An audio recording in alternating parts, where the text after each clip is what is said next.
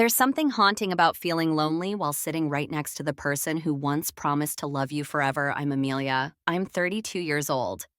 And 4 years ago, I thought I had everything I ever wanted. I had Nathan, my best friend, my safe place, my home, or at least that's what I believed. Looking back now, I realize I wasn't just marrying Nathan, I was marrying his entire family. And without even noticing it, I had signed up for a life where I would always be an outsider, no matter how hard I tried to belong. When we first got together, everything felt easy.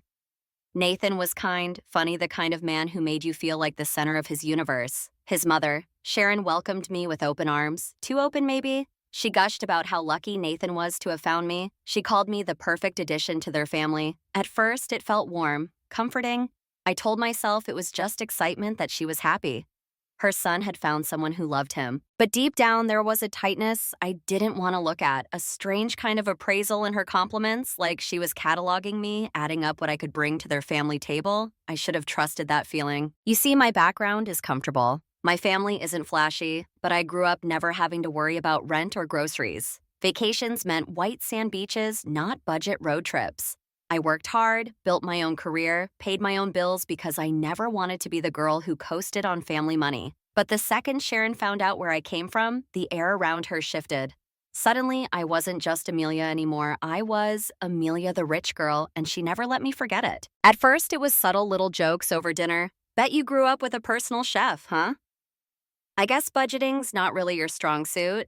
Always said with a smile, too wide a laugh, just a little too sharp. I smiled back, laughed along, pretended it didn't sting. Because that's what you do, right? You tell yourself it's not worth making a scene. You tell yourself it'll pass. You tell yourself love makes all the rough edges smooth, but the comments didn't stop. They sharpened, they multiplied, and slowly Nathan changed too. I noticed it in small ways at first. The way he rolled his eyes when I ordered wine at a nice restaurant, even though I was paying.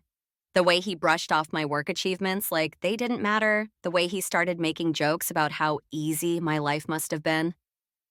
And it hurt, God, it hurt, because Nathan used to celebrate me, used to tell me he was proud of how hard I worked, of how grounded I was, despite my upbringing. But Sharon's voice was in his ear now, twisting everything, planting seeds of resentment and doubt, and I was trying so hard not to see it. The first real crack came a year into our marriage. Nathan sat me down, looking uncomfortable, shifting in his seat like a guilty child. He told me his parents were struggling with their mortgage and asked if I could help out just this once. Of course, I said yes, no hesitation. That's what family does, right? But once wasn't enough. There was always another bill, another emergency, another crisis that somehow conveniently required my checkbook. At first, it was framed as gratitude. You're saving us, Sharon said once, squeezing my hand so tightly it hurt. But over time, the gratitude soured. It turned into expectation, into entitlement, into resentment. You owe us. Her eyes seemed to say every time she looked at me, you wouldn't even be here if it weren't for what we allow. I started to feel it then, the slow, aching shift, from being a partner to being a provider, from being a loved one to being a resource. And Nathan, he didn't notice, or maybe he chose not to. Every time I tried to talk to him about how small I was, starting to feel, how heavy everything was getting, he would brush it off. You're overthinking it, Amelia, he'd say. You have so much. Why does it even matter? Because it did matter. It mattered that I was slowly being hollowed out. It mattered that my love, my loyalty, my generosity, none of it was enough to be seen as a person instead of a wallet. At night after Nathan fell asleep, I would lie awake staring at the ceiling, counting all the ways I had lost pieces of myself trying to fit into a family that never truly wanted me. I would trace the outlines of my dreams, the ones I had tucked away, the ones that now felt so distant, and wonder if they even belonged to me anymore. When did love start feeling so much like a transaction? When did my heart stop feeling like it was my own? I didn't have the answers, not yet. All I knew was that the life I thought I was building was cracking beneath my feet, and I was the only one who seemed to hear the sound. There's a strange kind of exhaustion that creeps in when you realize you're the only one holding everything together. It's not the exhaustion of a hard day's work. It's not the exhaustion of staying up too late or waking up too early. It's deeper than that. It's the kind that settles into your bones, quiet, relentless, until even breathing feels like a burden. That's the kind of tired I lived with every single day during those years with Nathan and his family. It didn't happen overnight. I didn't just wake up one day and realize I was drowning. No, it was slower than that, sneakier. It started with the little things, a text from Sharon asking if I could spot them a little extra for a small emergency. A call from Nathan casually mentioning that his brother's business had failed and maybe we could help out just this once.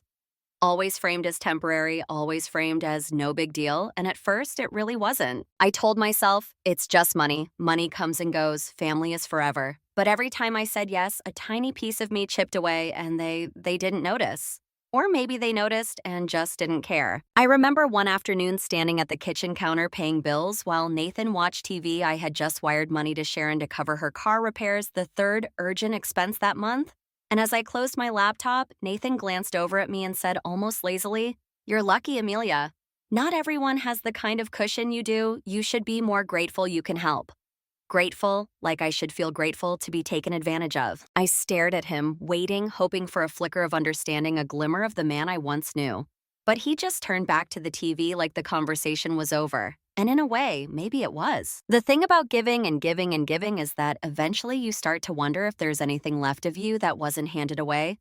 I started noticing things I hadn't let myself see before. The way Sharon would make snide comments during family dinners.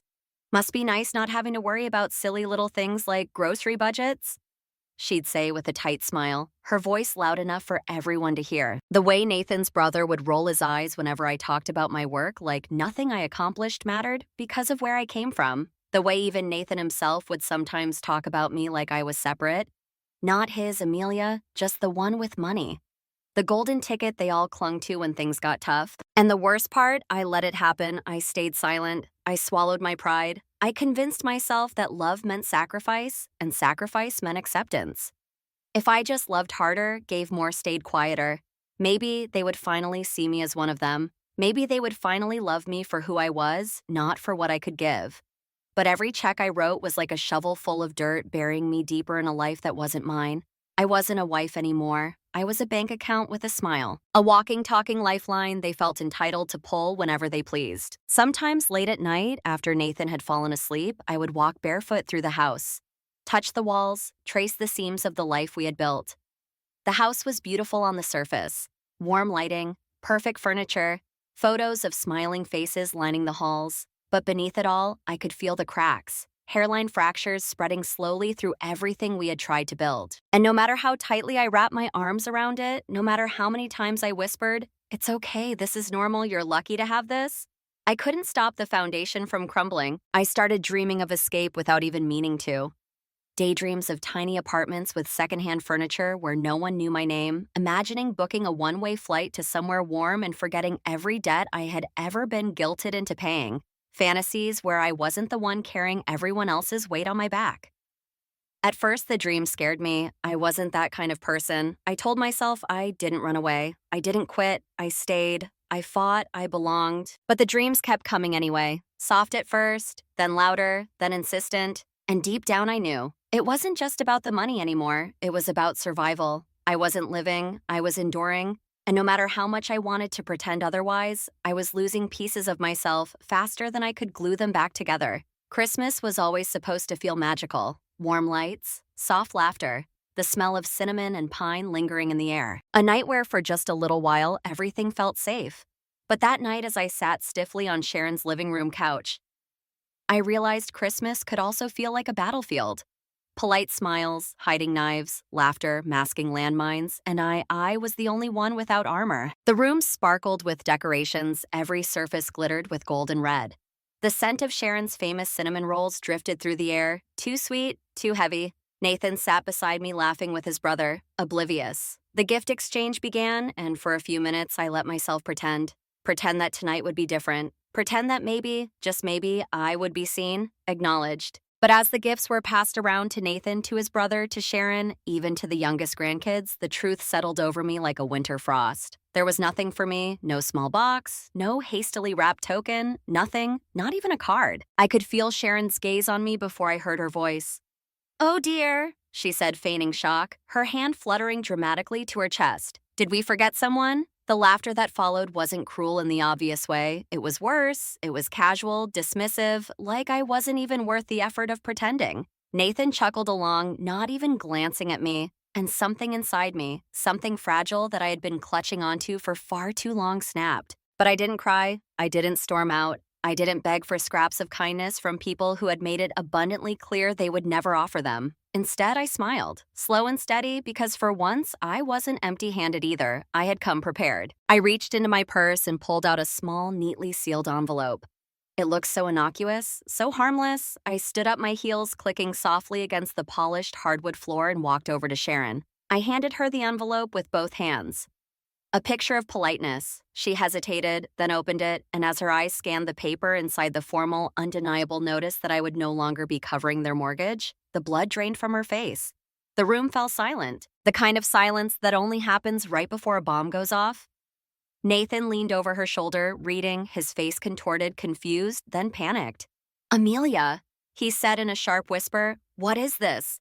I tilted my head, my smile never wavering. "It's a gift," I said sweetly, "a gift of responsibility." Sharon's hands trembled. "You can't do this," she hissed, her voice cracking. I leaned in, voice low and even. "Oh, but I can," and I did. Nathan stood up so fast his chair scraped loudly against the floor. "You're overreacting," he said, his voice rising. "This is petty, Amelia, over a few stupid presents."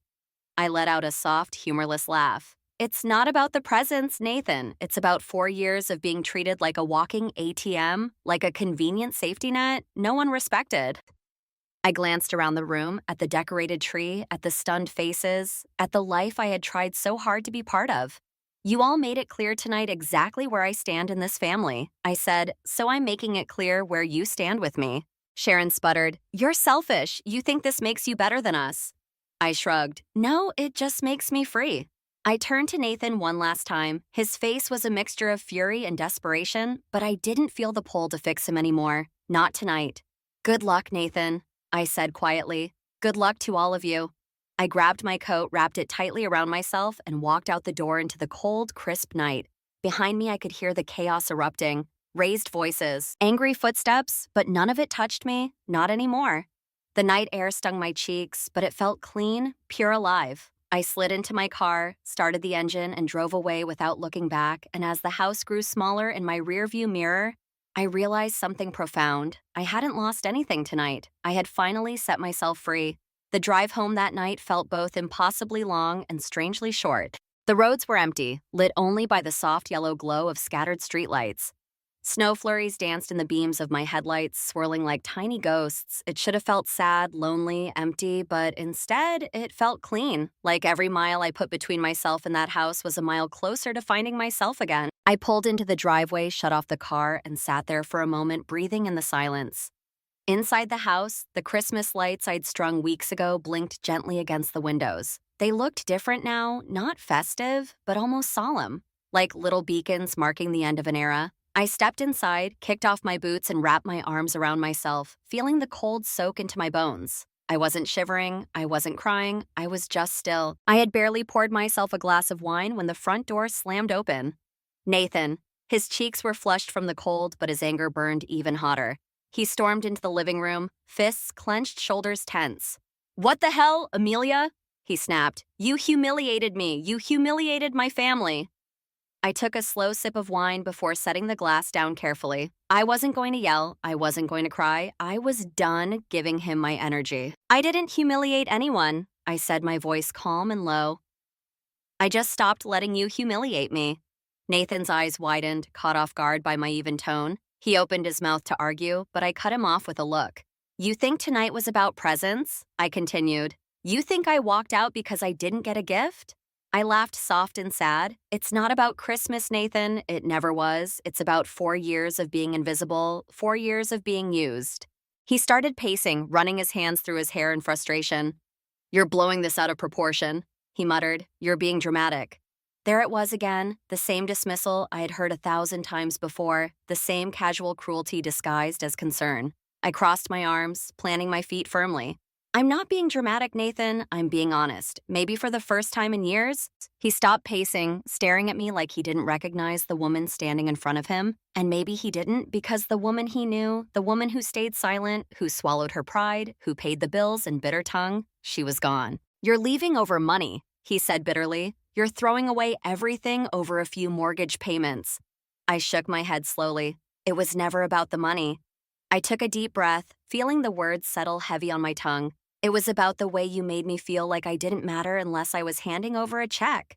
Nathan flinched like I had slapped him. I never meant to make you feel that way, he said quickly, his voice softening. I didn't know how to balance everything. My family, it was too much.